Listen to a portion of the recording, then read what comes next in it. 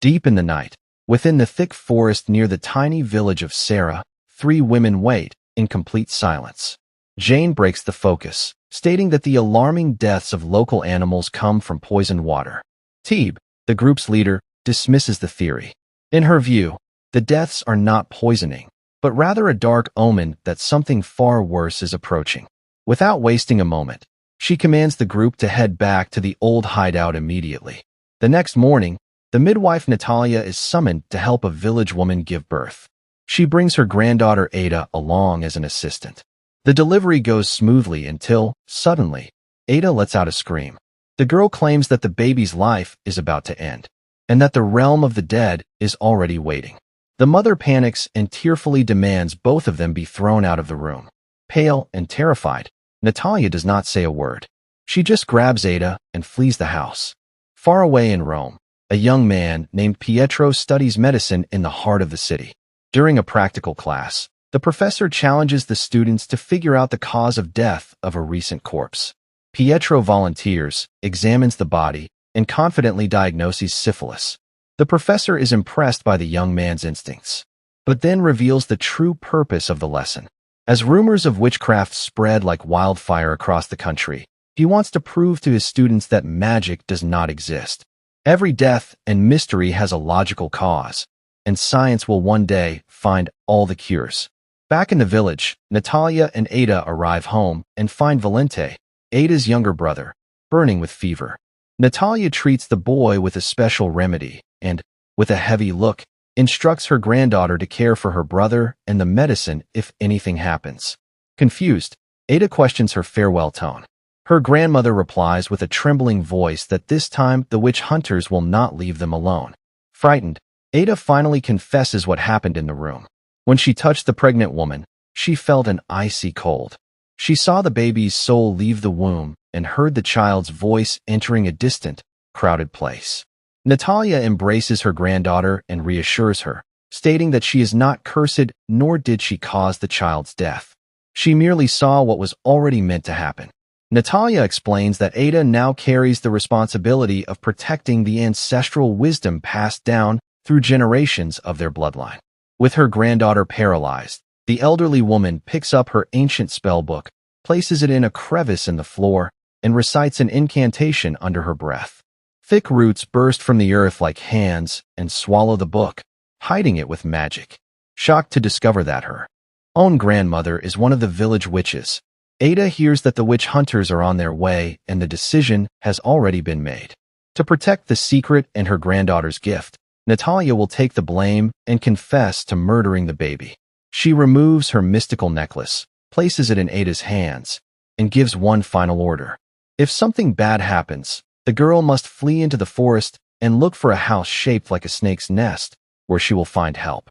Devastated, Ada begs her to stay, but Natalia turns her back and walks out of the house, leaving her granddaughter behind.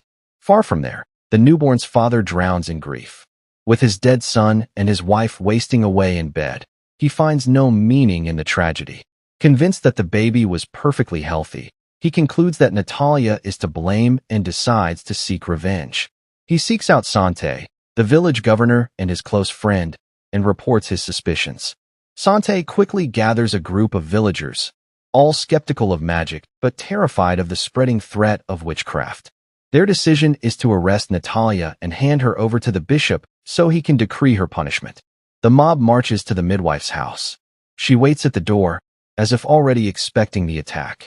From the window, Ada watches in horror as the men beat her grandmother brutally and drag her away. Broken, the girl runs to hide with her younger brother, collapsing in tears. The next morning in Rome, Pietro is buried in his books when the spirit of his foster brother arrives with terrible news. Their mother has been gravely ill for weeks. Father Sante is convinced that witchcraft is the cause. He has launched a ruthless hunt against the village witches. Pietro rejects the idea, reaffirms that magic does not exist, and decides to return to the village with Spirito to prove the truth. In Sarah, Ada goes door to door begging for food for her brother, but is treated with extreme cruelty. The residents ignore her. One woman screams in her face, calling the granddaughter a witch too. The rejection shatters her, knowing that her grandmother helped everyone in the village. Later, while fetching water from the lake, she crosses paths with Pietro, who arrives on horseback.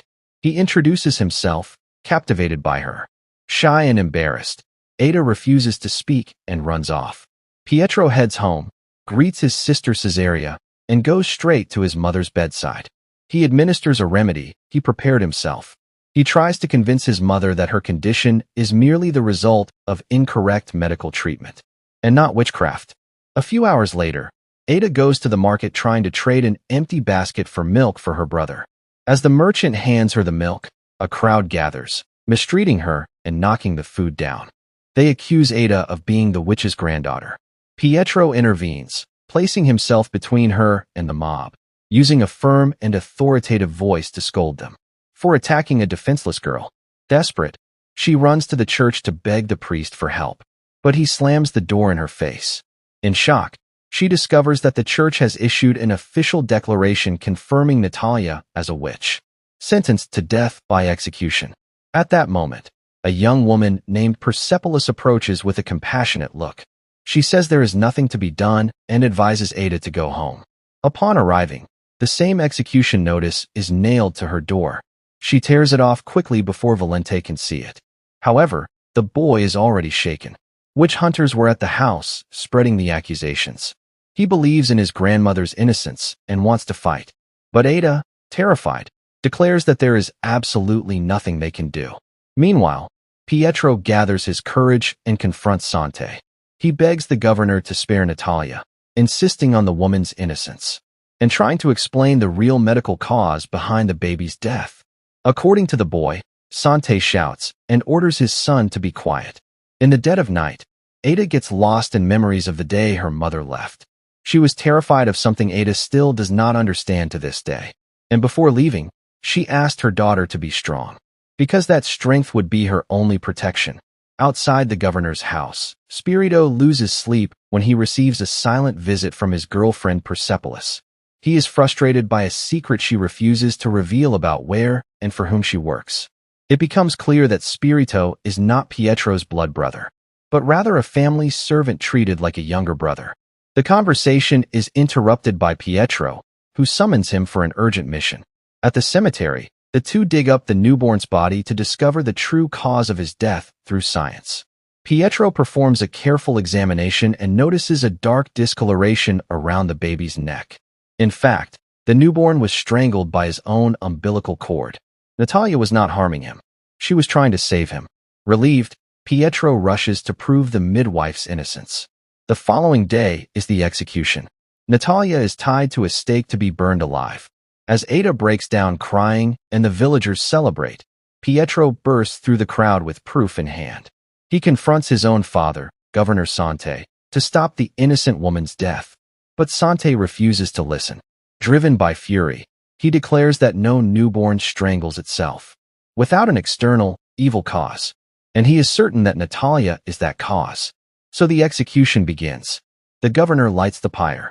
As the flames rise, the three forest women appear out of nowhere, revealing themselves beside innocent Natalia. She hums an incantation in a low voice and encourages the midwife to sing along. Suddenly, the sky darkens and a storm breaks, drowning the flames. The miracle proves to the villagers that she really is a witch. Sante refuses to let her escape. He draws his sword, advances, and stabs her until the life leaves her body. The horror is too much for little Valente, who collapses. Pietro runs, picks up the boy, holds Ada's hand, and pulls them away from the crowd. He tries to offer shelter, but Ada refuses. She needs to leave the village immediately. Pietro reluctantly agrees. But before the farewell, he arranges a signal, a specific mark in the forest that she should look for if she ever wants to see him again. Ada mounts the horse with her brother and rides toward the unknown. Following her family's last order, she rides straight to the snake nest in the forest. She then comes across a huge, impassable gate, until she realizes that the mystical necklace she received before the execution is the key. Upon inserting it, the gate creaks open, revealing a mansion hidden among the trees. Inside are the three forest women and their servant, who is Persepolis, Spirito's secret girlfriend. Tebe, the leader, welcomes Ada with open arms, making it clear that she has been waiting for that moment for a very long time. Ada is overcome by a sense of family and familiarity, as if she already knows this place. But she cannot remember from where. At the moment of Natalia's death, the newborn's mother awakens from her illness, completely cured. The first thing she does is confess to her husband, with Sante listening to everything. It was not the midwife. It was Ada who caused the horrors in the room. The governor runs to the bishop, who orders the immediate recovery of Natalia's spellbook. Sante sends his daughter Caesarea and Spirito on the mission. At the abandoned house, the duo finds bizarre drawings spread around that do not burn with fire. Minutes later, they finally locate the grimoire in the underground hiding spot. But the protective root spell prevents them from touching it. Frustrated, Caesarea collects the indestructible drawings and returns to deliver the report to her father. Pietro still tries to beg for reason, but Sante is unyielding. He will get the book and exterminate Ada to protect his people. Meanwhile, Thebe and Jane go to the shallow grave in the forest, where Sante discarded the victim's body, and carry her back to the property. Ada kneels beside the body, devastated. Suddenly, the residual magic fades and the corpse begins to change. The wrinkled face smooths out, the gray hair darkens. And before Ada's wide eyes, the victim transforms into her mother. In truth, the body is not her grandmother. For all these years, her own mother lived disguised as an old woman, through a powerful spell, hiding her true face from the world. Exhausted by the confusion and the pain of not understanding why her mother chose this abandonment, Ada breaks down, crying even harder than before. In the following days, Jane takes over the care of little Valente. While Thebe calls Ada for a conversation, she explains that the property in the forest was once a school for witches, where she, Jane, and Natalia studied together. They had been chosen to study the sacred book of knowledge, a text that prophesied the arrival of the chosen witch. However, a student named Marzio, obsessed with the book's power, tried to steal it. During the confrontation, Natalia subdued him and spared his life. But Marzio repaid the mercy with betrayal. He killed their teacher and fled. After the tragedy, the three separated, and Natalia was tasked with protecting the grimoire, isolated in the village. Thebe then confronts Ada, asking if she truly possesses the gift and saw the newborn soul. Panicked by the weight of destiny, she denies it but reveals the book's hiding place. Thebe immediately sends Jane to retrieve it. In the dead of night, Ada wakes up and finds Valente in a frightening trance, drawing the bizarre symbols on the wall. She puts him back to bed and erases the traces, disturbed. The next day, Jane reaches Natalia's house, but retreats upon seeing Sante and his thugs. The governor tries to pull the book from the hiding spot, but realizes it is locked by a root spell and orders his men to guard the location while Thebe gathers reinforcements. Jane returns and reports the obstacle to Thebe. Meanwhile, Persepolis and Ada develop a strong friendship, and the servant reveals her tragic past. At the orphanage, when she saw her only friend Spirito being taken away to work, she snapped, and her powers manifested, shattering the plates around her. Branded a witch, she had her hair cut off and was thrown into the streets. Being rescued by Thebe, Ada, in turn, confesses her passion for Pietro and explains the signal they arranged. The water from the fountain is tinged red. Since they are far away, Persepolis gives her a spyglass to observe the fountain from a distance. When she tests it, Ada gets nervous, noticing the water is red. She runs to the fountain and finds Pietro. The anguished young man warns her that the whole village is hunting her. Ada honestly admits that not even she is sure whether she is a witch or not. But she guarantees she is safe with trustworthy people, and leaves abruptly without revealing her destination. At the property, Thebe notices her absence and pressures Persepolis until she confesses. Terrified for the young girl's safety, Thebe, Jane, and Lepts, the third witch of the group, head out to intercept her. However, Ada did not return to the forest. She went straight to her old house. Moving like a shadow, she sneaks in through the back, without being seen by Sante's guards. Kneeling at the crevice, she recites the incantation she saw her mother use. And the magic works. The roots retreat, releasing the grimoire. She grabs the book and flees desperately. But two masked hunters sense her presence, and a frantic chase begins through the trees. Jane and Leps appear out of nowhere to protect her, and a chaotic fight starts. In the middle of the confusion, the book slips from Ada's hands without her noticing. Jane takes down one of the attackers, but Leps freezes mid-fight. Upon realizing that the masked person in front of her is actually a woman, and refuses to kill her. With no time and no alternative, the witches grab Ada and flee back to the property, leaving the sacred book behind. Days later, everyone gathers for Natalia's funeral. When little Valente walks by and asks, frightened, who the dead woman is, Ada realizes there is no longer any way to hide the truth. She reveals that when her mother left long ago, she was gravely ill, and returned some time later disguised as grandmother Natalia. Stunned, Valente discovers that the mother he missed so much was by his side his entire life, protecting him from the shadows.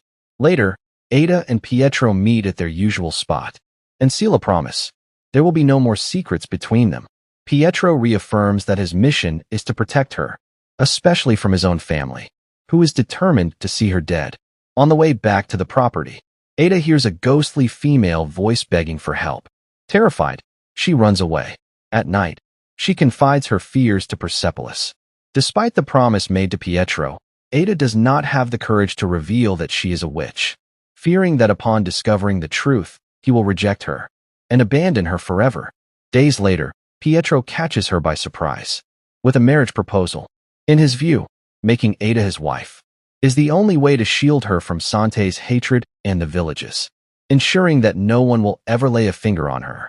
Emotional but panicked, she asks for a day to think. Returning home, the anguished whisper calls out again. This time, the ghost of her mother appears before her. Natalia looks at her and says that this life of magic is her inescapable destiny. Ada runs inside and, advised by Persepolis, tells everything to Thebe. There, the three witches figure it out immediately. The whisper is a distress call, telepathic from other witches in danger. Focusing on the call, Ada manages to locate the source, and they decide to leave for the rescue the next day. With a commitment she cannot postpone, Ada asks Persepolis to find Spirito and tell Pietro that she is not refusing the marriage. She just has an unexpected commitment at the exact same time. The next morning, Ada, Thebe, and Jane head toward the source of the call, which leads them directly back to the hostile village of Sarah. At the property, the frustrated Leps, who was left behind, spends time teaching Valente how to shoot with a bow and arrow. Later, Persepolis meets with Spirito and delivers the message, asking him to tell Pietro as soon as possible. Ada concentrates and sees a witch trapped at the top of a tower by Sante's men, who came to execute her. But before the rescue can happen, the woman gives up. The horror makes her scream, attracting the hunter's attention. Sante's thugs advance to kill her, but Thebe and Jane fire successive spells, forcing the men to retreat and fleeing with Ada back to the forest. Back at the hideout, Thebe pressures Ada to use her gift to locate more witches, but the girl is completely destroyed, lacking faith in herself or her magic. In silence, she locks herself in her room and withdraws from everyone. In the dead of night, Ada makes the decision to run away and marry Pietro. She says goodbye to a terrified Persepolis and exchanges a silent farewell with Valente. The next day, Pietro arrives at the fountain and finds Ada waiting. With his heart racing, he asks if she accepts the proposal. At the exact moment of her answer, a vision invades her mind. Pietro's mother is dying at that very second. She warns the young man to run home if he wants to say goodbye. Stunned by how she could know something like that, he runs. Upon arriving, he confirms that Ada's intuition was correct, and his mother's life fades before his eyes. During his mother's funeral, Pietro and Caesarea put aside their conflicts about witchcraft and remain united in grief. Far from there, Persepolis reports the horrors of the death to the witches. The woman did not die of natural causes. She was recovering when suddenly she started bleeding from her eyes and mouth. The witches realize immediately that it was murder and already suspect the culprit. Worried about Pietro, Ada leaves the property accompanied by Persepolis. She waits in the shadows of the cemetery until everyone leaves. Ada approaches to comfort him and begs him to understand. She can only foresee the future, but does not have the power to change it. Drowned in pain, he rejects every word. With a trembling voice, he declares that he will not rest until he understands what killed his mother, making it clear that he now suspects she is responsible. In the following days, Sante's cruelty spirals out of control. He establishes an inquisition in the village, brutally torturing women. To discover the witch's whereabouts. In the forest, Teeb subjects Ada to intense training, blindfolding her and forcing her to focus her mind to track the source of the whispers of pain. The effort bears fruit. She manages to locate and rescue 3 witches imprisoned by Sante. They are taken to the property, where Teeb welcomes them, guaranteeing that this is the only safe place where they can breathe and use their powers without fear. Grateful, the rescued women show off their gifts. One of them, capable of bringing her own drawings to life, sketches animated figures that make the group laugh and lighten the weight of war. At night, Teeb questions Ada about Pietro's marriage proposal. The girl reveals that his mother's death changed everything. For the first time in her life, she found a true purpose in saving those women and seeing herself in each one of them. So she decided to give up the marriage, leave Pietro, and fully embrace her gift. Stop running from the voices. Teeb beams, seeing that Ada has finally accepted her destiny, renewing hope for the battle ahead. Soon after, another distress call echoes, and the group sets off for another rescue. At the same time, Natalia's grimoire reaches the hands of the village bishop. The truth is that the bishop is none other than Marzio, the former traitor student who murdered the witch's teacher years ago. Frustrated by his inability to open the sealed book, Marzio contacts Sante and proposes a pact. If the governor captures Ada alive, he will use magic to resurrect his wife.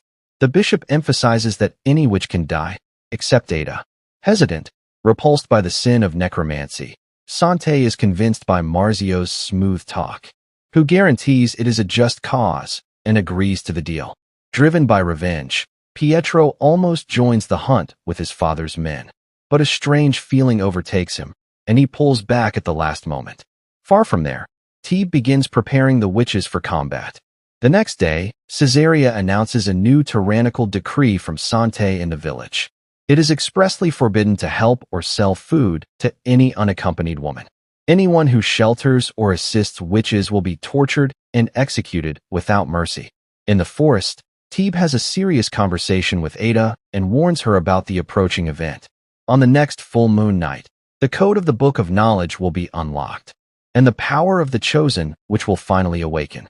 The leader's greatest fear, however, is Marzio's unstoppable evil. In the village, Pietro catches his father praying desperately in front of the church. Sante takes the chance to beg for his son's help in capturing Ada. He reveals the macabre deal he made, saying that if he hands the girl over to the bishop, he will gain the power to cross the realm of the dead and bring their mother back. Consumed by longing and shaken by the promise of resurrection, Pietro is torn, without the slightest idea of what to do. At the property, hunger begins to plague the isolated witches, prevented from seeking supplies in the village. Due to Sante's decrees, one witch uses her magical gift to grow a plant, but it only yields a single fresh tomato for them to share. Little Valente contributes to survival by using his archery skills to hunt. Next, Persepolis goes to meet Spirito and finds him talking to Pietro. He was warning his friend that Sante ordered the preparation of the army, indicating he will be summoned for the hunt. Pietro opens up, confessing his disorientation regarding Ada, still not knowing who she really is. After he walks away, Spirito takes the moment with Persepolis, and terrified by the law banning unaccompanied women, he proposes marriage. Panic-stricken and without saying a word, the girl runs back to the property and reports everything she heard to the witches. Sante is forming an army to hunt them. Facing the threat, Teeb decides that confrontation is inevitable. When the moon is full, they will attack the bishop to recover the book. With the grimoire in hand, the priority will be to save the women from the governor's reign of terror. The next day, Ada wanders the property, immersed in memories of her childhood there with her mother. A dark memory haunts her, where she watched a dove pass by and drop dead on the ground. Moments later, young Marzio appeared and whispered that they were very alike, and that he could help her. Fear grips her, and she wonders if she is as evil as him, and if she is not the true root of the darkness in the village. Jane interrupts her thoughts, warning that Marzio only planted these seeds of doubt in her mind. She reaffirms that Ada's power exists to save, not to hurt, and runs to report the incident to Tebe. The memory of Marzio generates fear among the witches, but they cannot retreat. Soon after, Ada discovers that Valente has run away. He trained his archery with a single goal: to avenge his mother's murder by Sante. Ada races frantically toward the village to save him. Meanwhile, Persepolis alerts Tebe that, terrified for her brother's fate, she decides to join Jane on the rescue. But once again, the hurt Lepts is left behind. At that moment, Valente arrives in the village and spies on Marzio, Sante, and the soldiers plotting the annihilation of the witches. Marzio places his hands over the army's weapons, enchanting the arsenal. Pietro is also present in the group, driven by the need to discover the final truth about Ada. Valente only has eyes for his mother's killer, Sante, and fires a precise arrow at the governor. However, using his dark magic, the bishop intercepts the arrow mid-air. Before it reaches its target, he alerts the men that the witches have arrived, and everyone scatters, weapons raised.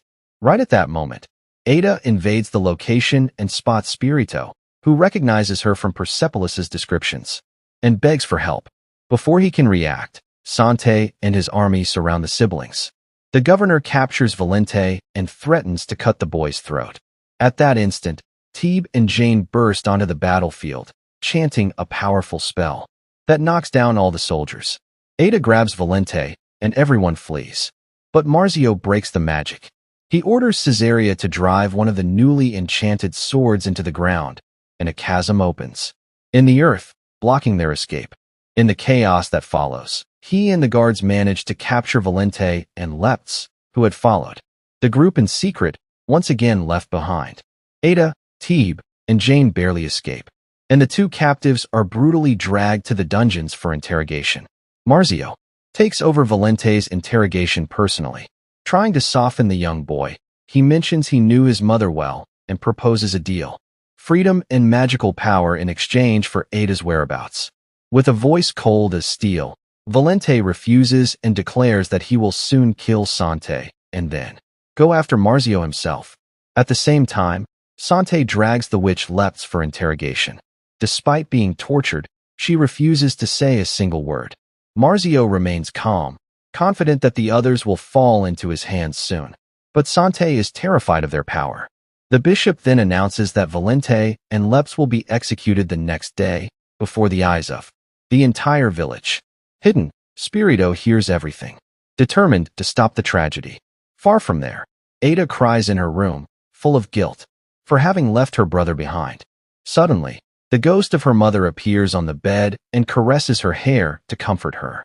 In the church, Marzio hides the grimoire in a wall and casts an absolute sealing spell, so that no one can open it. The next day, the bishop prepares his traps. He enchants a basin of water and places it at the prison entrance. The magic will prevent any witch from setting foot inside. In the forest, Tebe keeps Ada locked away, fearing for her safety, as the group has no news of the prisoners. Persepolis volunteers to gather information, sneaks into the village, and meets with Spirito. He reveals the execution scheduled for the traditional candle festival and says that Pietro wants to see Ada at the fountain. Persepolis reports everything to Tebe, and they agree to take Ada to the meeting. At the fountain, Pietro swears he will fix the situation. The prison has a magical door that only opens with a specific key, and he has already tasked Spirito with stealing it for the rescue. Tebe is surprised by the help from her worst enemy's son. Meanwhile, Spirito finds the key and successfully steals it, without noticing that Sante watched everything from afar with an angry look at the betrayal. That night, Ada cannot sleep and goes to Persepolis' room. The two spend the night talking about the candle festival, a tradition of dance and masks to ward off the evil eye, and they practice dance steps. The other witches also stay up all night, silently training their gifts for the battle. The next day, the group goes to the village disguised, blending into the festival crowd. Ada dances with Pietro, and Persepolis with Spirito, who discreetly slips the key into the young witch's hand. With time running out, Persepolis urges Ada to start the rescue. Using magic, they knock out the guard at the entrance, drag the body away, and conjure a ghostly illusion in his place to avoid raising suspicion. The witches advance silently through the prison corridors, but freeze as they approach. The cell. Sante is waiting for them. He knew the plan since he caught Spirito stealing the key. Teeb tries to cast a control spell, but the magic fails. Marzio was one step ahead and had placed a counter spell in the prison, nullifying any power inside. Savoring victory, he announces the end of the line. Before ordering the attack, the witches are captured and thrown into the same cell as Valente and Leptz. Upon discovering the tragedy of the ambush, Pietro begs his sister Caesarea to take him to the prison, reminding her that she was never as cruel as their father. Caesarea's heart softens, and she takes him to the cell. Through the bars, Pietro asks Ada for forgiveness and swears on his own life that he did not betray her, explaining that the governor discovered the escape on his own. Fearing being seen, Caesarea drags her brother away.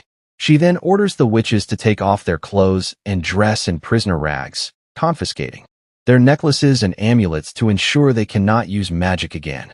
Pietro returns home furious, ready to confront his father about the ambush. Upon arriving, he is shocked to see Sante punishing Spirito for the betrayal. The governor tied the boy with ropes in the middle of the street, leaving him hanging to feel the weight of his mistake.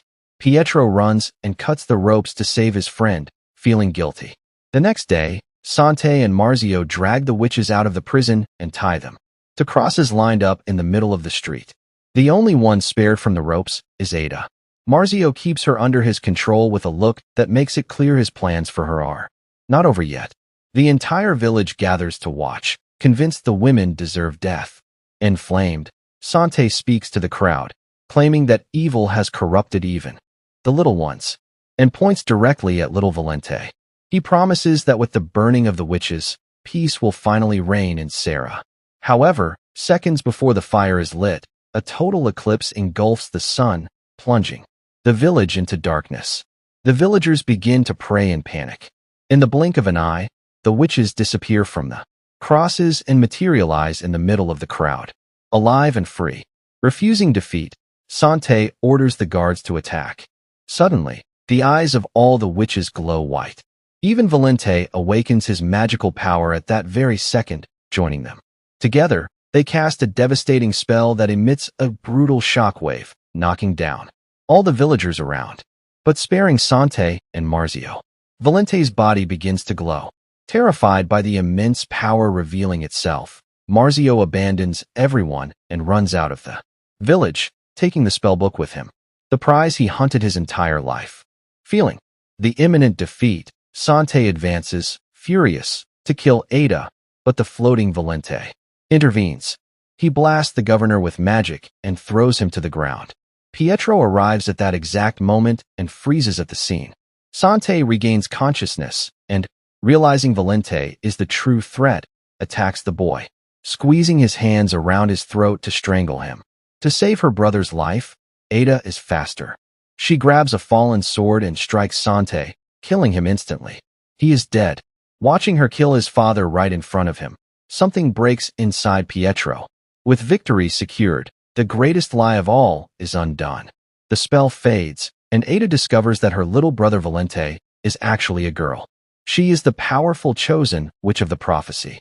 A vision of the past reveals the moment of her birth. Knowing that her daughter was the chosen one and would be hunted, Natalia cast a disguise spell to transform her into a boy. The price of this magic was the mother's own youth, who instantly aged and assumed the identity of the grandmother. Natalia's ghost appears, asks for forgiveness, and argues that a mother has the right to lie, if it is the only way to protect her children. But this does not convince Ada. The pain of having been deceived her entire life wounds her deeply. Meanwhile, before his father's corpse, Pietro undergoes a dark transformation. He makes a sacred vow to protect Serra, exterminate the witches, and avenge Sante. Suppressing his own feelings after the tragedy, he swears never to love again, because his love for Ada handed victory to his enemies. Pietro turns to Spirito, and the two form a ruthless alliance. They will not rest until the last witch is annihilated. Far from the village, Ada is haunted by the whispering voices again. A call orders her to return to the witches, but after the Revelations, she feels she no longer belongs with them. Devastated, Ada walks away from the group, wandering aimlessly until she collapses on the ground. When she lifts her face, the evil seems to have consumed her. Her eyes turn dark as infinite pitch, and her face contorts into a terrified expression. Thus ends the first season of Luna Nera, a fantasy suspense series from 2020.